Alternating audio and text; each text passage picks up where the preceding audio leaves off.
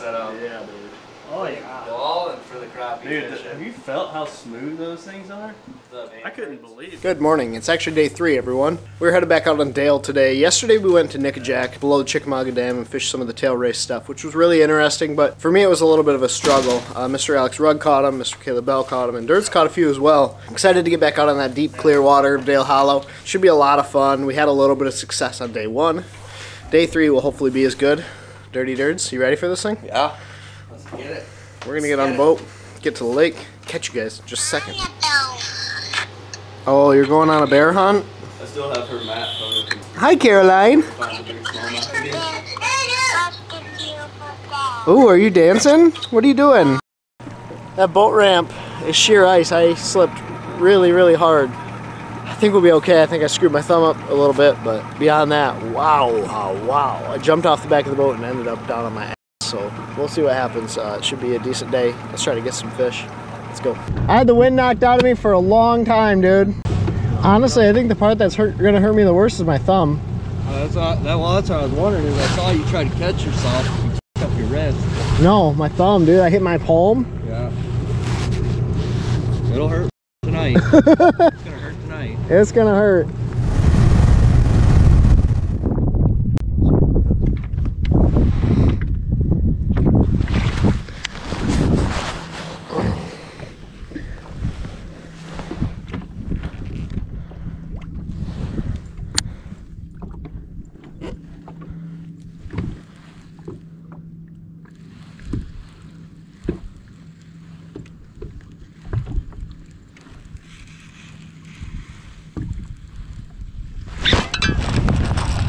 Big.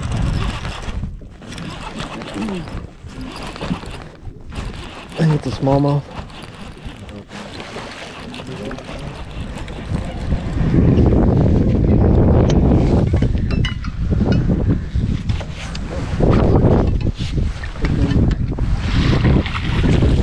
Thank you, dude. Box that sucker. Thank you, man. Woo! Morning, Dale Hollow. That was sweet. It's these fish that they gotta be slightly up off the bottom like that, and then they come up and get it. Like, these fish aren't shy. You know. The zeros? I'm ready.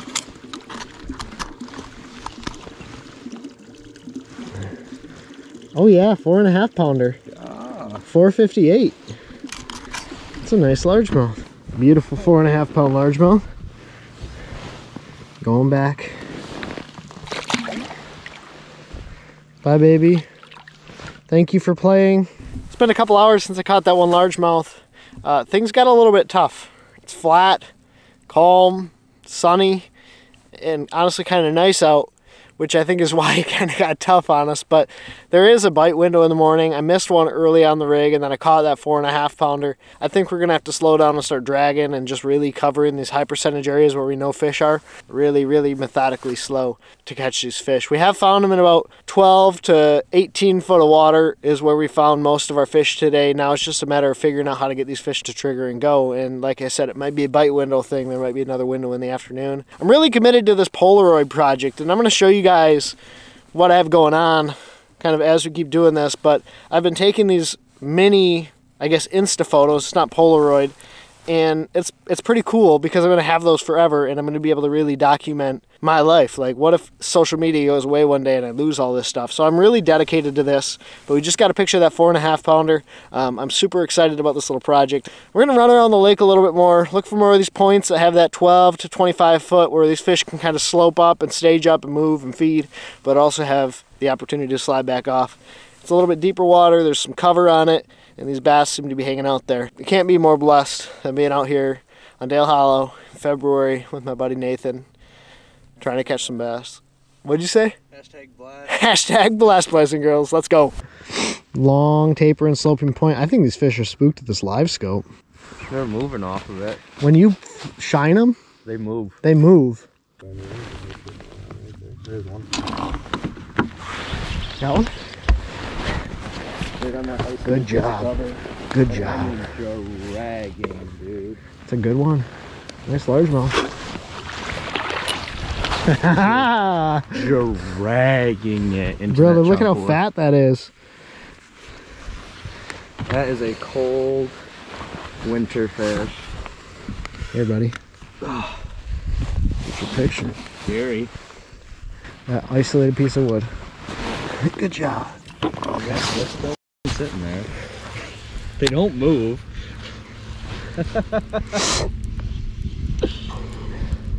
It's tough out here.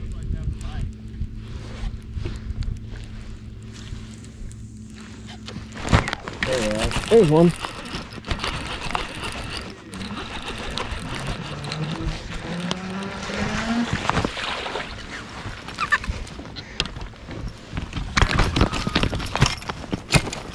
Hello, sir.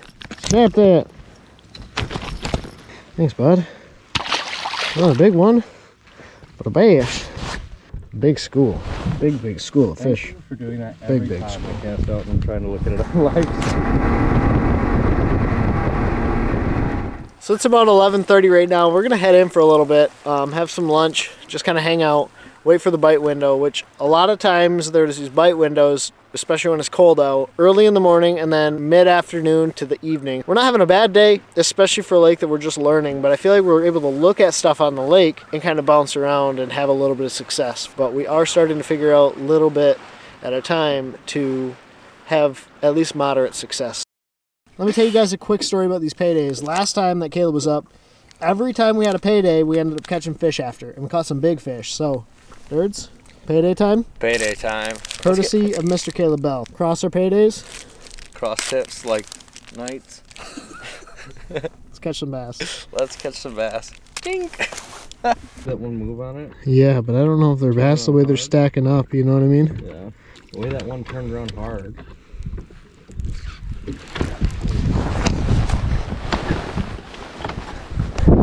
Light bait.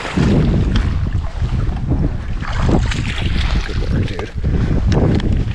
Good work, birds. Good fish, though. Dude, you want to feel really small? We didn't even go that far in this lake. I mean, we've covered a little bit, but Not that much. like we kind of cover from here to here. That's a good amount of lake. Yeah. When you listen to those elite guys talk about wanting to see the whole lake, it makes a lot more sense now coming here. Right? 'Cause if you can see the whole lake and you get a pattern going, Oh, yeah. Yeah. You can be like, hey. Yeah. So we kind of identified what the bank is supposed to look like yesterday, and we started to figure out kind of how these areas have to set up for these bass to actually want to be on it. So we found this deep water grass in about 15 foot of water, and that's where Nathan caught that fish on the A-rig. He's also had one that come up and smoked his jerk bait, but just kind of didn't get the hooks, which doesn't really make much sense. But what we're starting to figure out is what we need to be looking for as far as like the bank and what the contours are supposed to look like. And it's really neat because you're able to look at the physical bank and look at the contour map and say, okay, that bank means it does a certain type of slope, which means those bass are going to be hanging out up there and there's broken boulder off of it. One weird thing that we've noticed as well is we've not seen anyone else on our stuff, the stuff that we've been fishing. There's been a lot of guys fishing some of the shale rock, these stair-step style rocks, but the stuff that we're fishing, which is long tapering points that come out into the lake, we've not really seen anyone else on. So don't know if that's a good sign or a bad sign, but we're having a decent day and decent success. So it's kind of unique, and I think it's just one of those things where when you don't live here, you can kind of come here with an open mind to try and put the pieces together, as opposed to saying they should be on this, they should be doing this, and going out with preconceived notions. Let's keep rolling.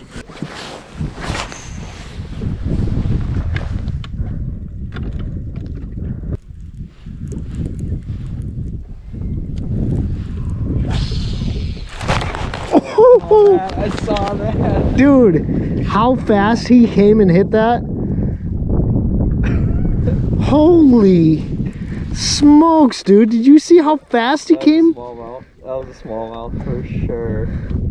Holy smokes. Look at, he fouled my rig up. Pulled two of them down. Which one did he hit? All of them. Every one. Wow. I've never seen anything. Have you seen anything like that? Were they smoking that? That was nuts. That was like the one yesterday that you had. Yeah. Or Thursday. Just takes the slack. Wow. Bro. It takes the wind out of it like you on the ramp. Oh! Ooh. That was my A-rig 2 seconds ago. Here's some fish on this ledge. That was so cool, dude. Oh, he came off. What was that? He ate it funny. Wow. Isn't that so cool? Uh-huh. We gotta come out here at least a little bit tomorrow. Yeah. Right before we leave, we'll just come out here for a They're while. starting to go. Yeah. That light's gone. That's so cool, man. I think you could be on any of the spots we have fish, and they would be going. Look at that, one's already coming over to it.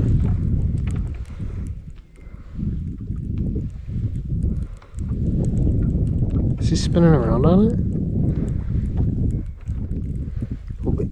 He like turned around to get behind it.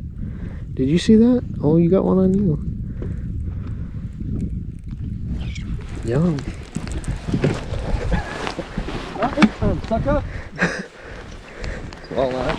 Smallmouth. Dude. There's smallmouth in Dale. Good work. That's a pretty one. Yeah. I'm just watching it. I'm like keeping it within a foot of the bottom. Yeah. We're talking colors right now because sometimes it's a color deal where like it's a very specific color you gotta pay attention to throw. You can see them at like here. Can you see? Can you see? Yeah.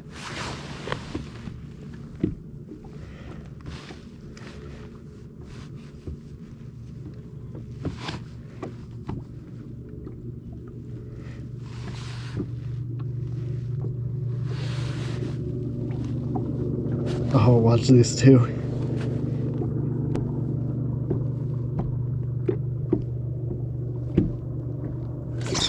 Dude. I'm so glad you got that on video. Oh, that's so cool.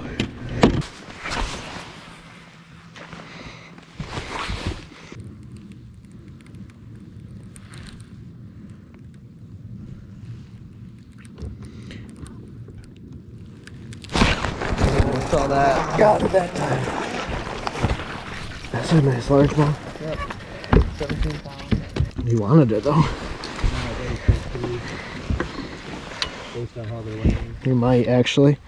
He's heavy when I put my hands on him. Yeah. These largemouths seem to be getting this bait a lot better than the smallmouth. For me at least. Wow. Did he can it? Yeah.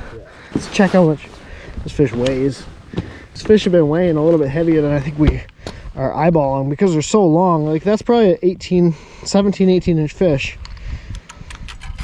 0. Yeah, that's a 3-pounder. Look at how, oh, man, that's a nice fish. Thanks, bud. I mean, like, obviously these aren't fish you could weigh in a tournament, but still a 17-pound day, 18-pound day maybe, with a 4.5. Before it gets too dark, let me show you the rig that I'm throwing. This is a 5-wire rig.